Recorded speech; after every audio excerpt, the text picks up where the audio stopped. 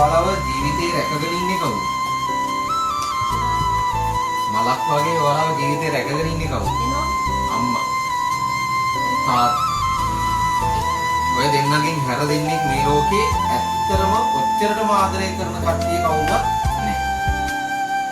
ඒක දැනෙන්නේ ඒ අහිංසක මිනිස්සු දෙන්න ඔයාලගේ ජීවිත වලින් කවදා හරි දවසක යනවනේ. කවදා හරි දවසක යන්නේ නැද්ද? යන්නේ යනවද නැද්ද ඔයාලගේ ජීවිතවලින්? කවදා හරි යනවා.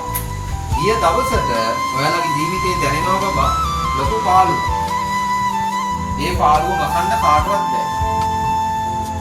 ඒ වෙනකන් ඔයාලා ඔයාගේ අම්මා තාත්තට ගොඩක් ආදරය කරන්න ඕන.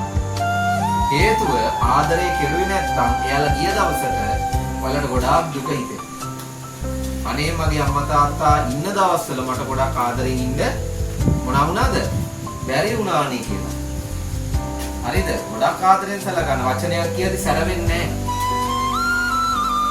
පුතා මේ වැඩේ කරන්න මට මේ එහෙම කියන්නේ මේ වැඩේ කරන්න දුව මට බෑ එහෙම කියන්නේ කරලා දෙන්න. අම්මට බැරි හින්දානේ කියන්නේ අනේ පව් කරලා දෙන්න. තාත්තට බැරි හින්දානේ කියන්නේ කරලා දෙන්න. පුතා මේ වයිසිකලේ ටිකක් හොදලා දෙන්න කියනනේ තාත්තා.